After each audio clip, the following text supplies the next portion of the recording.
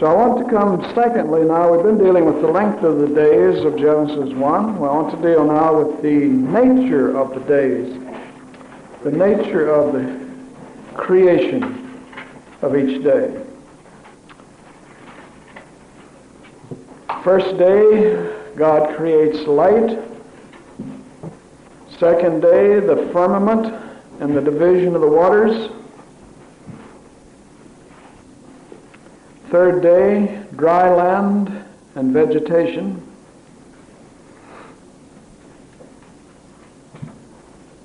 The fourth day, he created the luminaries.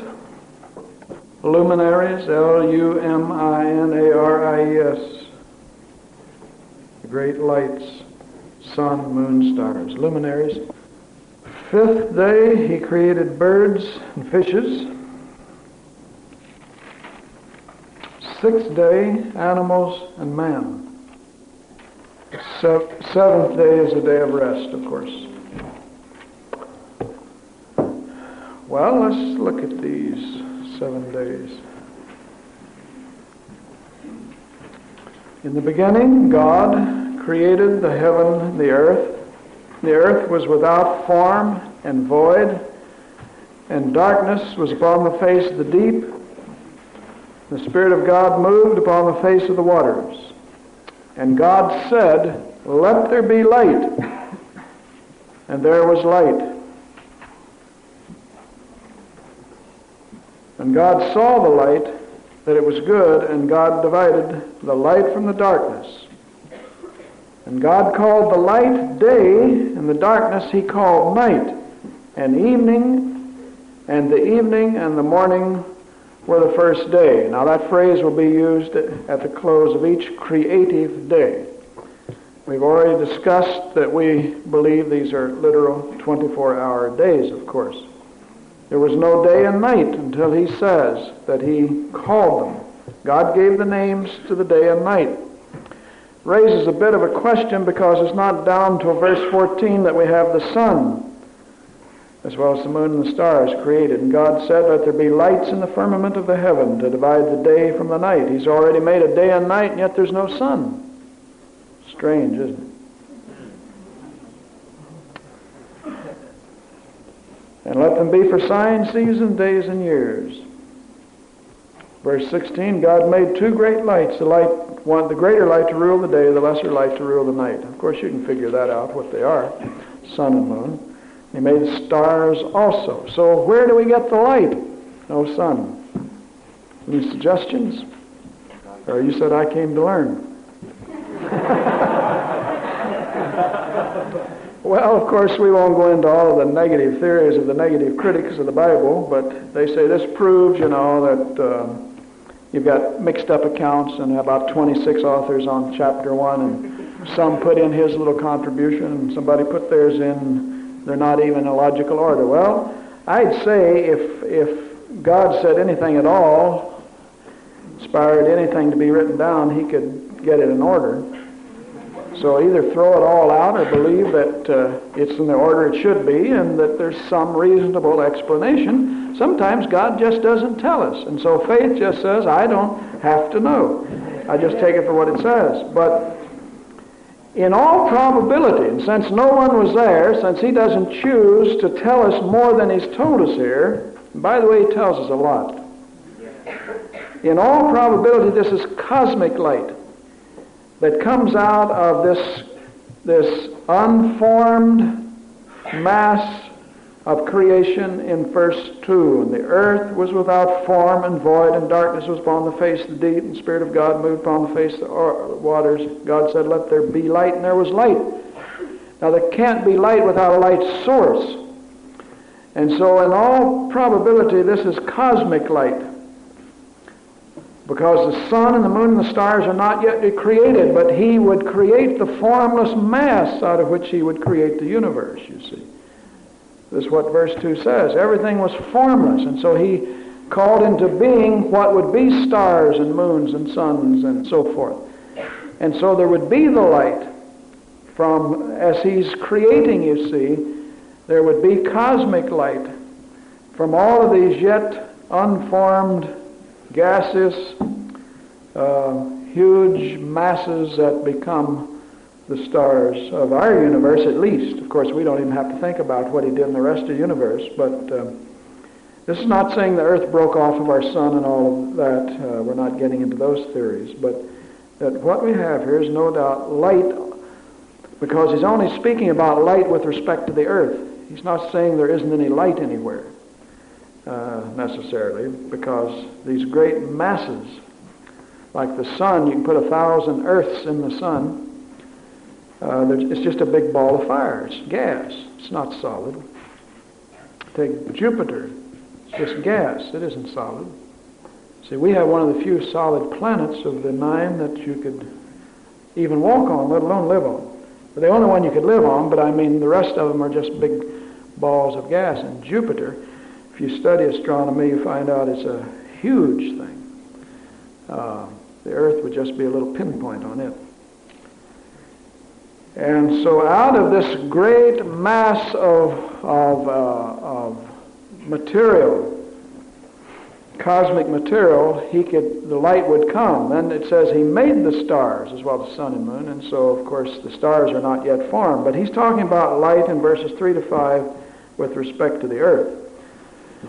And so there would be no contradiction anyway, but there'd be no contradiction, of course, to verses 14 and following, where he's forming now the sun and the moon, the stars, and actually placing them in orbit and so forth in the firmament, or the heavens.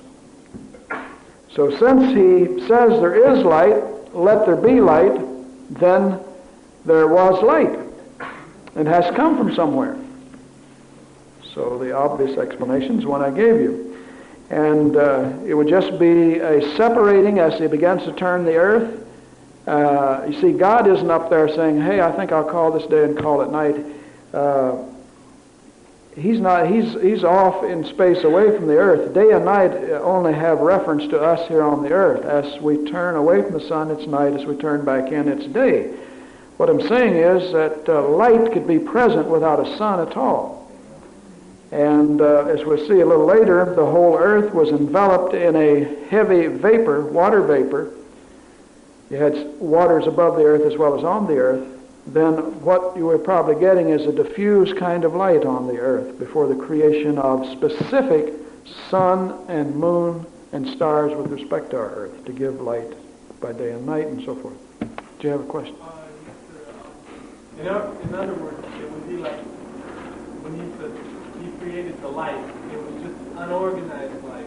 Yeah, diffused cosmic light. You see, all you've got in the universe is just you see, the space has to be there.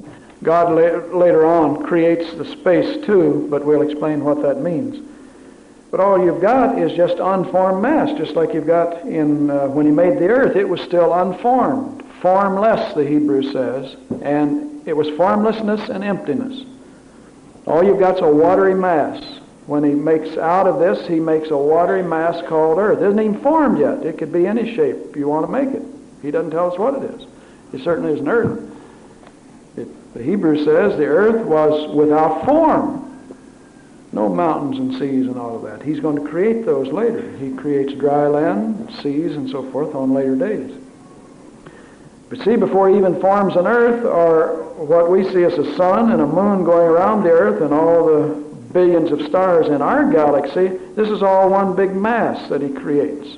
He creates material out of which he will form things. See, down later, when it says he makes the sun, he doesn't use the word create again like he did in verse 1. In the beginning, God created all of this. He uses the word form, to make or to do, to make something. So out of what he created, down in verse 14, he says out of what he created originally, the matter, out of nothing, then he formed or made a sun and a moon and stars. It's a different word. I'm not going to lay too much emphasis upon the fact that he used a different word. I'm just saying he does. He could have said he created a sun and a moon. He didn't say that. So cosmic light.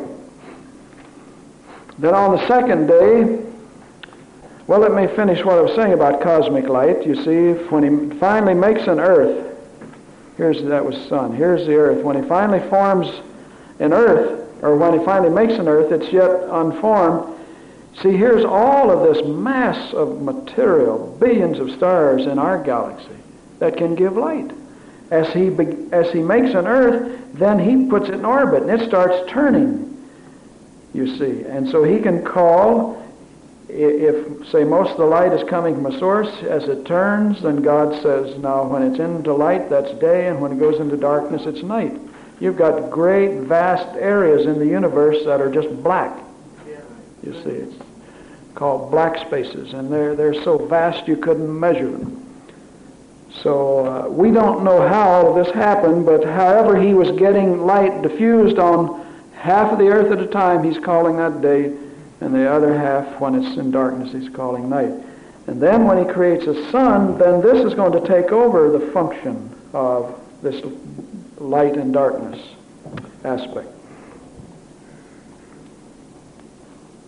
Then on day 2, verses, that's 3 to 5, on verses 6 to 8,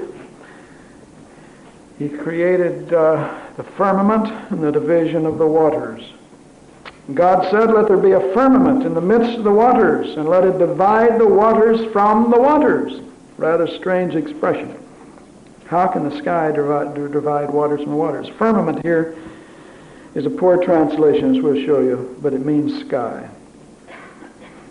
So he created the heavens, that is the sky, the atmosphere, in the midst of the waters, and said, let it divide the waters from the waters.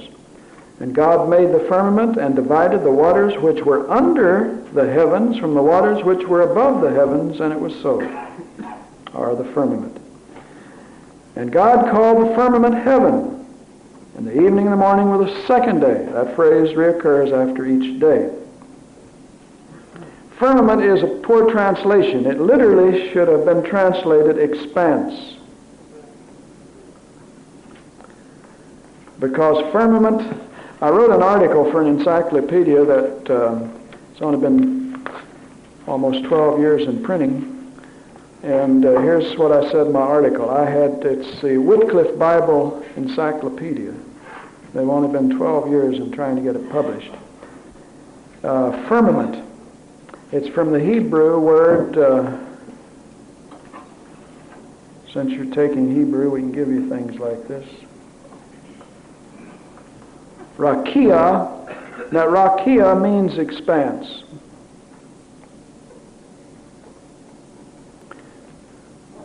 Rakia means expanse. And the English term, just taking this from the article, firmament, the English term is derived from the Latin Vulgate. You know, that's the Catholics' basis for their Bible. The Latin word firmamentum. It's a Latin word. And that inadequately expresses the Hebrew, which means expanse, and describes the great vault or spread out expanse of sky surrounding the earth. Now, this is really authoritative because it's out of an encyclopedia. The firmament or atmosphere was created on the second day to separate the waters from the waters, Genesis 1, 6 to 7. That is, the waters on the earth from the extensive water vapors surrounding its surface, into this expanse which God called heavens. In verse 8, the sun, moon, and stars were set. Skip some of this other. Then I go on to say it is the idea of expansiveness or extension rather than solidity that rakia represents. You see, the idea of firmament is from the Latin, which means something firm or solid. And that gives you the wrong idea of what God created. All the Hebrew says he created space. That is, the expanse. Now, space is already there, but he created it with respect to our earth. Did you realize that when it says in Genesis 1:1 that God created the heavens and the earth, he had to create the heavens first? You've got to have a space to put something in. Or maybe you didn't know. Space had to be created. There wasn't anything there. God doesn't need space. He's spirit.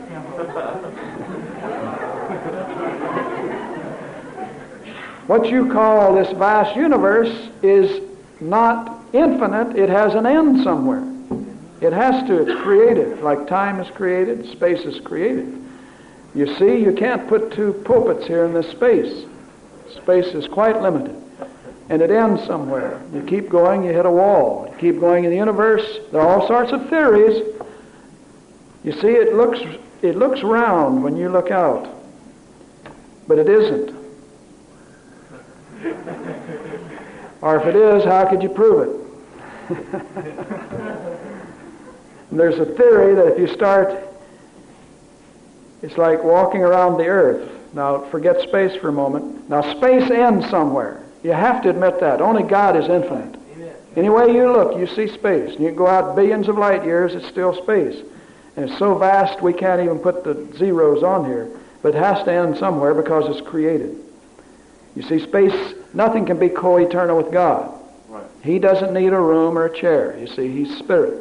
So he had no space. But if you think of, now if this is the earth, the theory is if you start walking in space, that's like walking around the earth. If you follow a direct line, you'll finally come back to where you started. And so even the scientists admit space is not infinite, even though there's no way they can prove it. They say if you start out in space and started walking, or took you a spaceship traveling the speed of light, so many billion years later you'd come back to your starting point, that it's curved. Space is so infinite, we've got millions, and most astronomers will say billions. I like to stay conservative, but there are millions of galaxies as big or bigger than ours. Our galaxy is shaped like a fried egg. See, as you look out at night,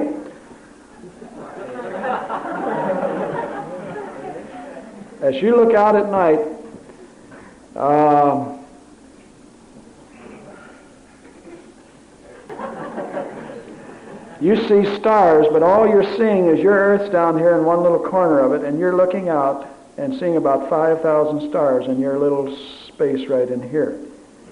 It would take you 100,000 years traveling at the speed of light, which is 186,000 miles a second.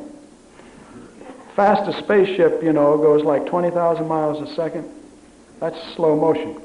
It would take 186,000 miles a second. If you could start out now at that tremendous speed, at the speed of light, it would take you 100,000 years going 186,000 miles a second just to get across our galaxy.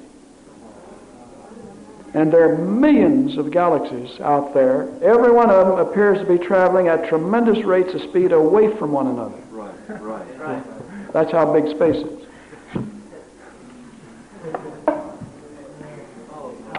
Oh, it's how great is our God, isn't that? The scientists look at all this and they imagine evolution. I look at all of it and see God.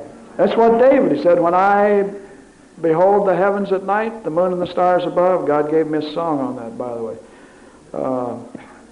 He says, what is man that you're mindful of him? And it said you gave him dominion over everything, made him the Lord of creation, over your creation. He was overwhelmed by the stars, and all he was seeing was one little patch of sky, about 5,000 out there in a little patch. That's all you can see on a clear night. It looks like millions, it isn't. Start counting. You'll find out. You can only see about 5,000. Our giant telescope, 200-inch at Palomar telescope in California, can see 4 billion light years away. Or it may be the radio telescope see that far. But anyway, we can see 4 billion light years away. That's how far light will travel in 4 billion years going at the speed of 186,000 miles a second. And there's no end. As far as they can see, there are these universes. But God had to create to put all that in. So when he's talking about he created the heavens and earth, he isn't telling us about all of that out there. He's telling about what he created in relationship to our little speck. So it wouldn't be any trouble to him putting light on that before he created the sun. Our sun is small. We've got millions and billions right in our galaxy bigger than our sun. That's what you call stars. Those are other suns. The Milky Way are billions of suns down through. What you call the Milky Way is you're looking up through the narrow part of this. See, when you look out this way, you don't see many stars. And when you see the Milky Way, you're closer to that coming over you. You see it's shaped like that. And we're down here in the earth on one end of it, just a speck of sand.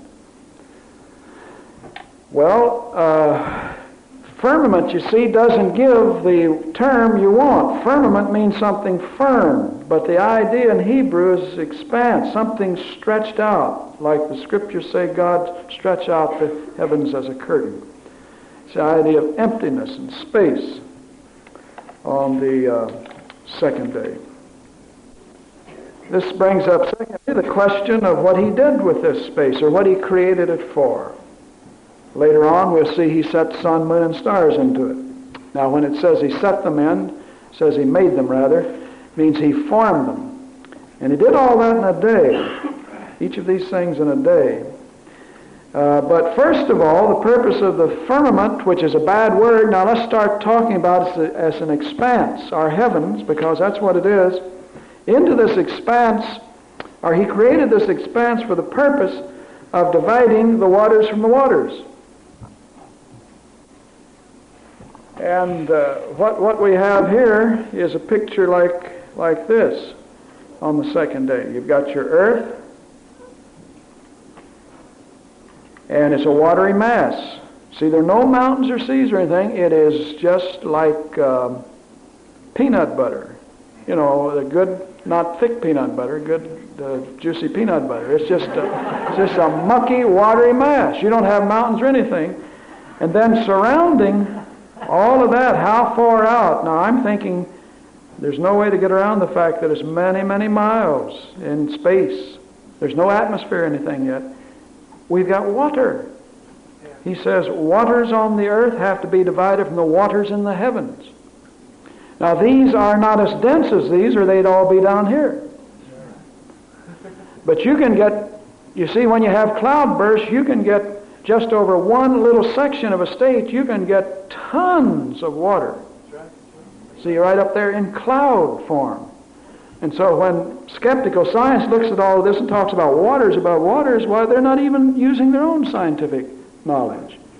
You can hold, as it were, oceans up there. And then God could have ways of holding it up there before our knowledge of history, ways of holding it up there that he hasn't even told us about, because he's God. But if you just use what you know, what information you know, that there can be almost unlimited supply of water miles deep up there. Then, second day, he creates a, called firmament, an expanse to separate waters. He's going to do something with those waters. Anybody want to try to guess what? What's he going to do over in Genesis 6 with those waters? Yeah. He's going to cover the earth after he makes the mountains and all. He's going to cover the entire earth over the highest mountain, 15 cubits, with water. He's going to use them. After the flood, you get the change of seasons and all. You see, let's get ahead of our story over in chapter 2, and let's notice verse 6, verse 5, and every plant of the field before it was in the earth, and every herb of the field before it grew, for the Lord had not caused it to rain upon the earth, and there was not rain to till the ground. This is after he made man. How did he water the earth? There went up a mist from the earth and watered the whole face of the ground. No rain till the flood. This is going to be, he's holding those waters in reserve. So he watered the earth after he created the space by a mist going up. It was like in the tropics where it's damp and humid. Of course, Adam didn't have dampness or humidity, high humidity to contend with, because he had perfect conditions in the garden. But the idea is there that a mist would go up, perhaps periodically, and then it would come back, you see, condense at night and water the ground. There was no rain till the flood. Then after the rain, Genesis 9, after the flood, Genesis 9, God establishes the seasons. Then you have the changes, the winter, and we're told that in Genesis 9, summer, winter, and all that. You didn't have that. You didn't have any ice ages, icebergs, and all that business that they teach you in school in geology. If a person will just take the Word of God and study it, it's all there. It's not a book on science, but here's where you're going to get your science. And he tells us all we need to know. There are statements in Job and Proverbs that science is just now finding out about, that sort of thing. The statements that are quite profound. But what we have here is, of course, a rather unique situation. No one was there. God has to tell us about it. He told Moses, revealed it to him. And it's the only way you'd know. He could hold that water up there, as I say, by many ways, but he did it, no doubt, by the obvious way. The same way he's still doing it. With respect to clouds and watering the earth now, he puts tons of water up there, and then he can water the whole earth that way. But at this stage, you've got an unlimited supply. And when we get over to the flood account, you'll see it says God opened the fountains of the deep, and there's more water under the surface than on it. So when he combines the opening up of the fountains of the deep and bringing the waters under the earth on top of the earth and raining down all of that water he's holding up there, not only supernaturally, but by just laws of physics. He puts all of that on the earth. Then the earth is covered with water. And then you say, what happened to it after the flood? It tells you they receded. So you've got more water under the earth than you had when it was first created. And God made provision of that, for that too. See, your highest mountain on the earth is just a little speck when you look at the whole earth.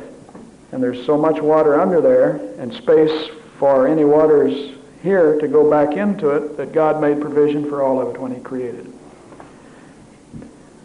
Well, if you have any questions as we go, why, we'll answer them if we can.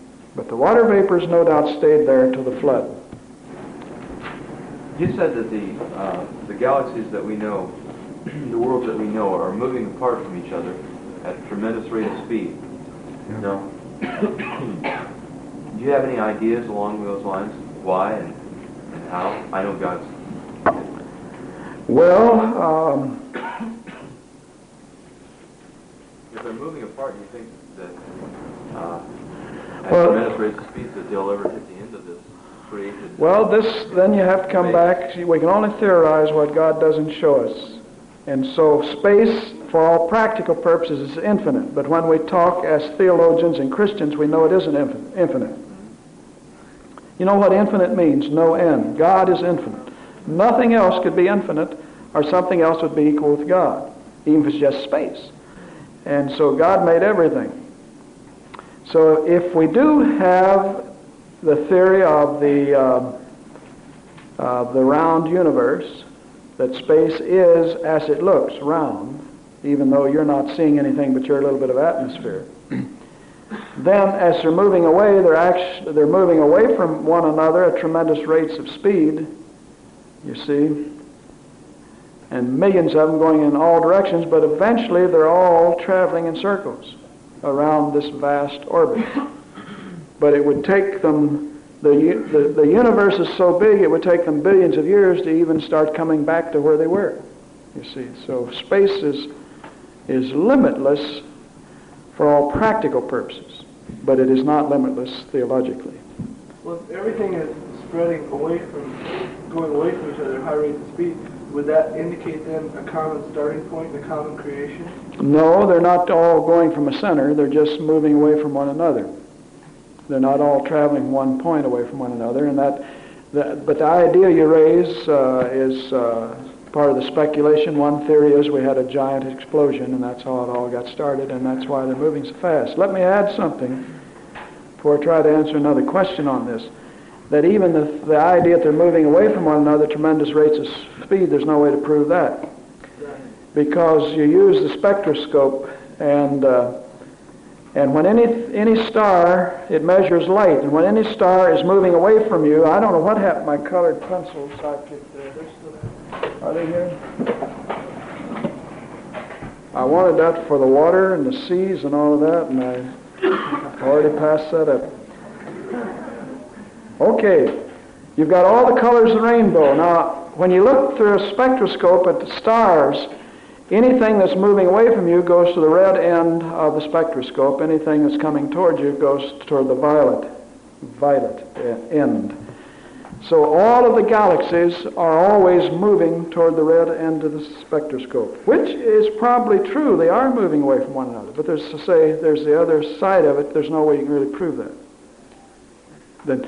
The nearest, well, look how long it takes a rocket ship to get just to Venus, and that's close. What was it, 4 years? And that's close. The closest galaxy, to prove whether or not it's moving away from us, our galaxy, closest galaxy is so many trillion miles away, nobody but God could live long enough to get there. Trillions of miles away. So some things you're not going to be able to prove. You can send a rocket ship out to Jupiter and Mars and so forth and wait several years to send back some data, but as far as that particular theory that the galaxies, millions of them moving away from one another at tremendous rates of speed, cannot be demonstrated except by a spectroscope.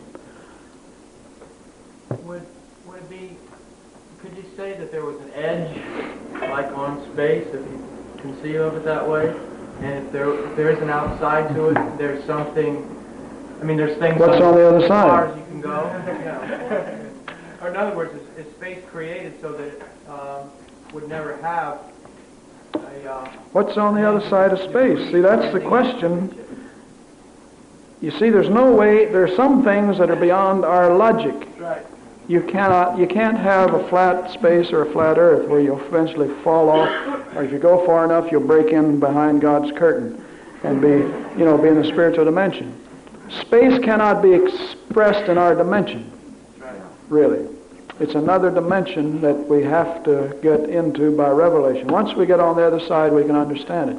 But you know, the thing is, I've never had the privilege yet, and I'll put it yet, being caught up like Paul and some other saints. We've had them caught up right in our church. While we're teaching, be off in heaven. Even so our church, as they come back down. But again and again, now, not everyone has the same experience. Even when they're caught up, it's more in the spirit in such a sense that they're here and then they're there. But time and again, I've heard people say and read where they've had an experience like this, where they actually see themselves leaving the earth, they're transported through space, they feel the wind blowing on them, and they travel, seems for a long time, maybe it seems like half hour or so, and then suddenly they're in the presence of God. So somewhere we do have, of course they're going faster than the speed of light, but the point is you have to get from here to wherever God's heaven is. And that's, things like that, I pick them up right away. I see that this space is real, it's not imaginary. And as long as they're not dead yet, as long as they're still in the body and just being taken, as Paul was and John was, in the Spirit, to God's throne, then they travel through space to get there. So space is real. Got a lot of hands and I hope a lot of help. Well, then if heaven is like that, where would that put hell? Since the scriptures say that, Satan rules above the earth, is that... Well, that's his kingdom, but he isn't in hell yet. He's going to be cast into hell. See, Revelation 20, Satan will be cast in the pit and bound, and all of his angels. See, he's free to roam now. He's going about as a roaring lion. His kingdom is in the atmosphere. Remember, these are spirits, and they can set up headquarters on a cloud, as it were, and no problem if you believe in spirits, and we do. Where is hell? God hasn't told us. Some theorize that it's in the earth, and that may be a little anthropomorphic to some people, but I don't know where it is, and I could handle it being in the earth.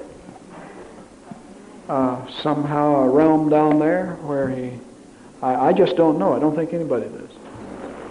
Well, would you classify scientists with rockets like the Tower of Babel? Yeah, you mean trying to get up to where God is or into his domain? Well, yes, in a real sense. I would. Without getting into what I mean by that, I would. I think they're getting into areas where God never intended. They're beyond His purpose. He's allowing it. But He'll only let them go so far. We don't have too many years left anyway. They won't get, they're talking about chopping up hunks of Jupiter and making other planets when we get overcrowded here. And I mean, they're serious. I just have to sit there and laugh because I know we wouldn't even be here if they could do what they can't. How about the theory that scientists have that if you travel at the speed of light that you don't age at all, that your body won't age? Well, of course, yes, that's another theory. I didn't know we'd get off into all this, but we need 4 days a week, you see, for Old Testament. But that, yeah.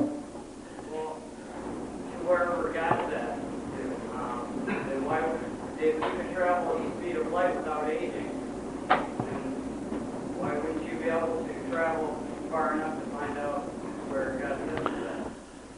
Well, if, you see, all of that is impossible, what you're saying, but if you just want to be hypothetical, see, you could never travel at the speed of light to begin with. That's utterly impossible. Because if you did, whatever you were in would be consumed by the very friction. But anyway, besides that, it's impossible to travel the speed of light. But the theory is that if you go at the speed of light, time stops, and therefore you don't age. But things also get shorter and they disappear at the speed of light.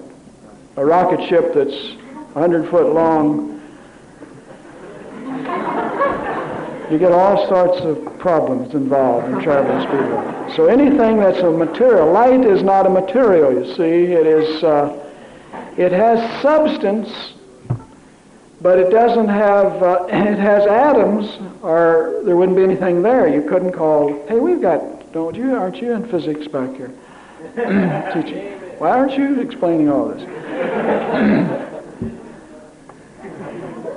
Well, praise the Lord, because that isn't my field, but I do have a deep interest in astronomy and a certain amount of physics and so forth, biology, but all for God's glory. But you see, you've got all these problems that, first of all, it can't happen.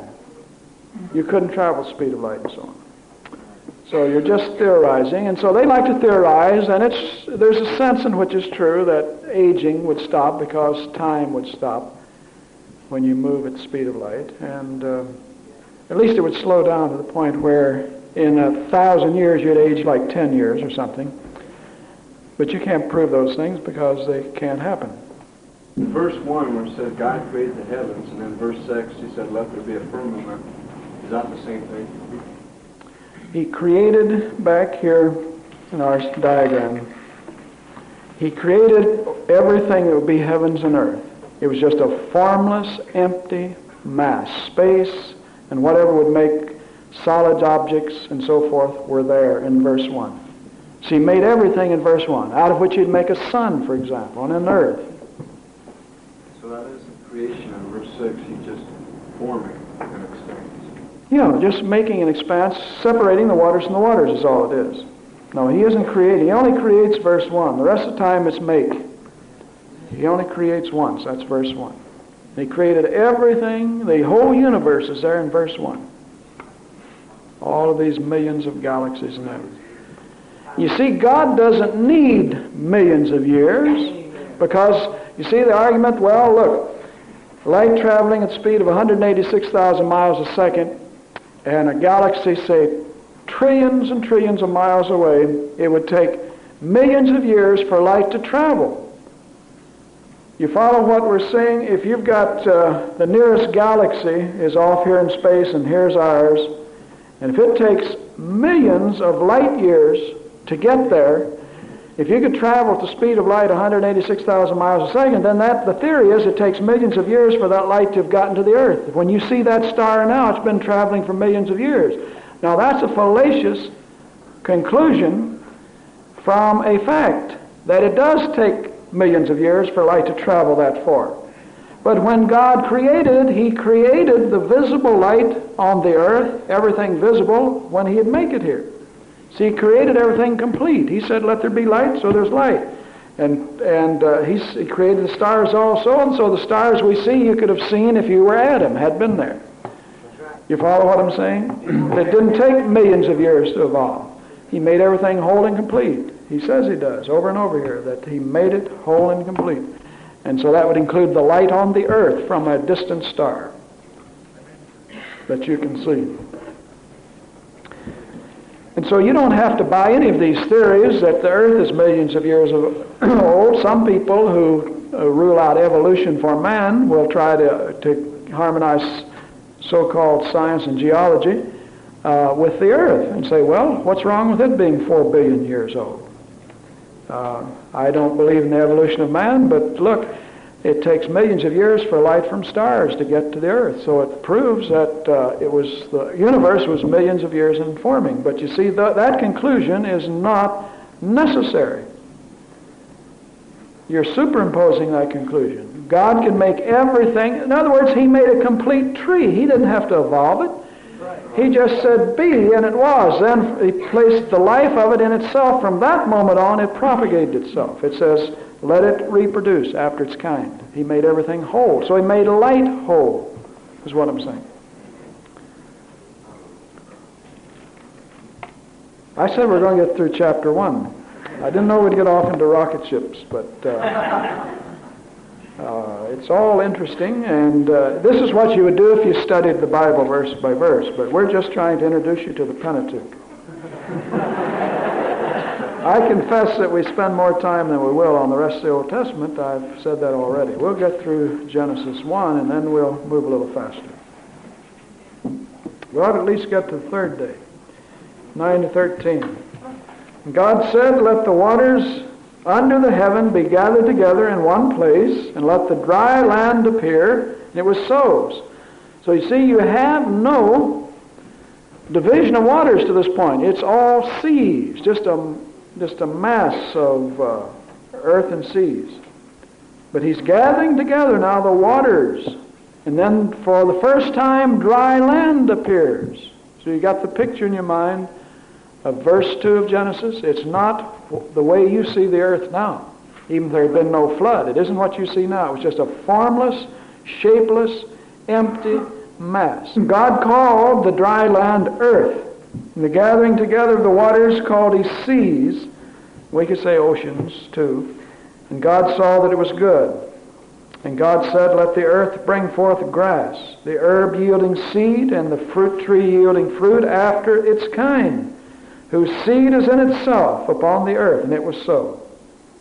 And the earth brought forth grass, and herb yielding seed after its kind, and the tree yielding fruit, whose seed was in itself after its kind. God saw that it was good, and evening and morning were the third day.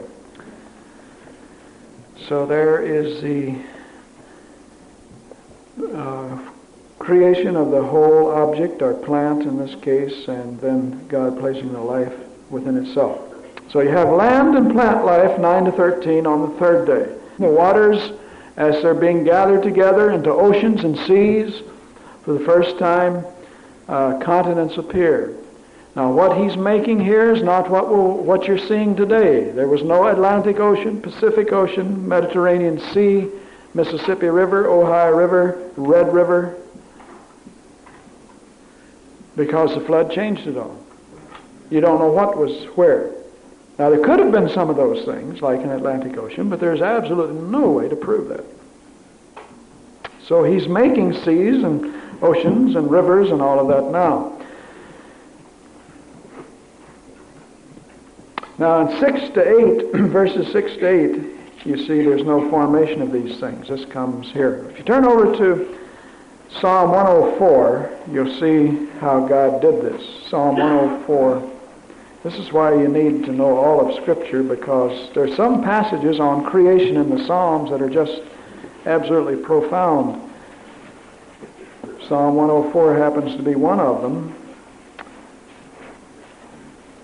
Bless the Lord, O my soul. O Lord my God, Thou art very great. Thou art clothed with honor and majesty, who coverest Thyself with light, as with a garment, who stretchest out the heavens like a curtain. Now there's the idea of the expanse. Who layeth the beams of his chambers in the waters, who maketh the clouds his chariot, who walketh on the wings of the wind, who maketh his angels spirits and his ministers of flaming fire. Paul quotes this in Hebrews chapter 1. His angels over there, he says, are ministering spirits to the saints. Seraphim, meaning fire, that's where you're from saraf today in the Hebrew vocabulary. Then verse 5, he laid the foundations of the earth, that it should not be removed forever. Thou coverest it with a deep as with a garment. The waters stood above the mountains. There's Genesis 1:2. See, you've got waters, then separation of waters from waters with an expanse or heavens. And at this stage, the waters were above the mountains, but at thy rebuke they fled. At the voice of thy thunder they hasted away. They go up by the mountains, they go down by the valleys, into the place which thou hast founded for them. For thou hast set a bound that they may not pass over and turn again to cover the earth. He sendeth his springs into the valleys which run along the hills, and they give drink to every beast of the field. So you have the separation of the earth and the waters in verses 9 to 13. Then the fourth day, 14 to 19, the moon and the stars, sun, moon, and the stars.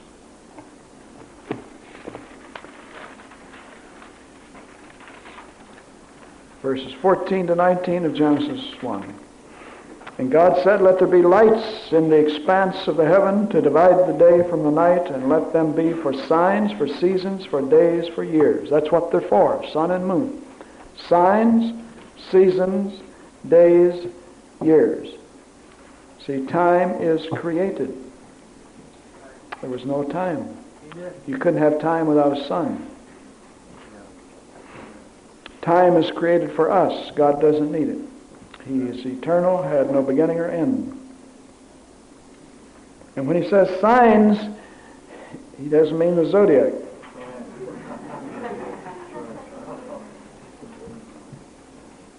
And let them be for lights in the firmament of heaven to give light upon the earth, and it was so. And God made two great lights, the greater light to rule the day, the lesser light to rule the night, and he made the stars also. Just kind of a passing remark. He made billions of suns bigger than ours. But you see, it's not important to us. We're not going to be out there. Our relationship's to the earth, and so we need a sun and a moon. So he just throws in, and he made the stars also. And that's really the most of it, is the stars. God set them in the firmament of the heaven to give light upon the earth, to rule over the day and over the night, to divide the light from the darkness. And God saw that it was good. And evening and morning were the fourth day.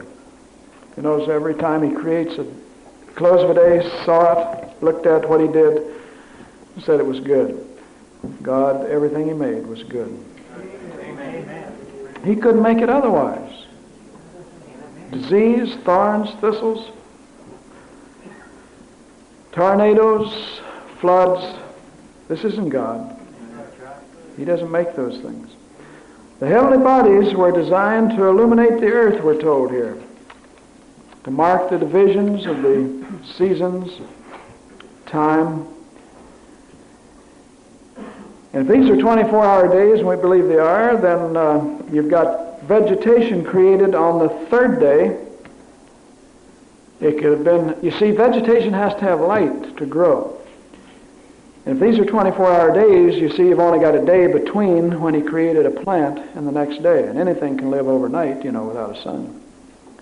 So there's no problem there either. That's another argument for a literal day. If he creates plants one day, how did they live through the billions of years or millions while they were evolving without any sun?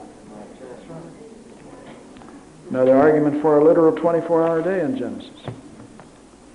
And of course, if they had to have light that first day, we've got the light up in Genesis 3 and 4 and 5, the cosmic light.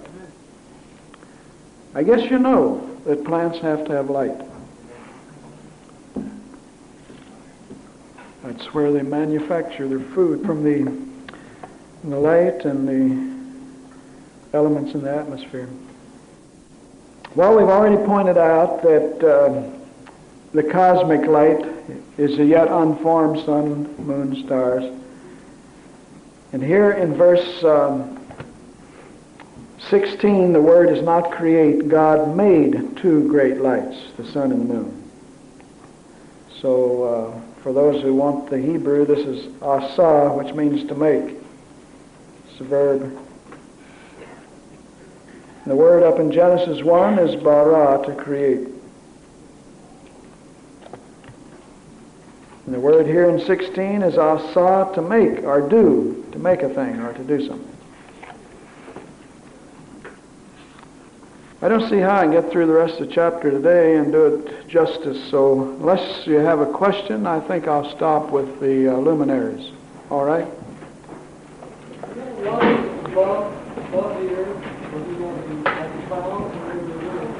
That would interfere with the direct sun hitting the earth. There's still be light. It said that the sun's rays are dangerous, or Yeah. could that explain what the people live for more? Before the flood? Well, it could be. We just have to speculate. Now, here's another theory. See, there's no way you can prove. The other view is God, when he made everything, Genesis 1, made the sun and the moon and the stars. They're actually made there. And that he removes, and they're shining through kind of a vapor and haze. When he creates light, he lets it shine on the earth. The sun shine on the earth just like it is. And then when he is said here to make a sun and moon, literally what he was doing was removing any obstruction so the sun and moon could be visible from the earth. And that's possible, if you follow what we're saying. The sun and moon were already there in creation, and when on the fourth day they are made with respect to their shining on the earth. And you know, language in Bible often doesn't have to be scientifically descriptive. It can simply state a condition as it happened, from an observer's standpoint. You see, the Bible speaks of the sun rising and setting. Well, so do we, and we know it doesn't. The earth's moving in relation to the sun. But from the observer's standpoint, it seems to rise and set. And so it's called phenomenal language, that you express things, and they're often expressed in Scripture as they appear to them. If you'd been there observing, you'd have seen the fourth day sun and moon appear, but they were already there, is this theory, which is not impossible. But since it says he made light and then made the sun and moon, I lean toward the fact that he created all of this mass of burning gas and so forth, which most of your planets are made out of that, like Jupiter, just a big burning ball of gas, like your sun. Even though it's a planet, it's mostly gas. And you couldn't stand on it. See, it's just gas, Jupiter. So there could have been all of this, and then God formed out of what he created originally, the sun and the moon. So however it is, it's in the right order anyway. According to Anna Schrader, I think it's the last prophecy that she gave, she said that there were places out in space where the demons had their habitation, and that we should be careful about going out in space. That's right. You get out in Satan's domain where the Lord doesn't want you in some of these rocket ships, and there may be some hairy things happen before it's all over. That's right. Some of this science fiction may come to pass.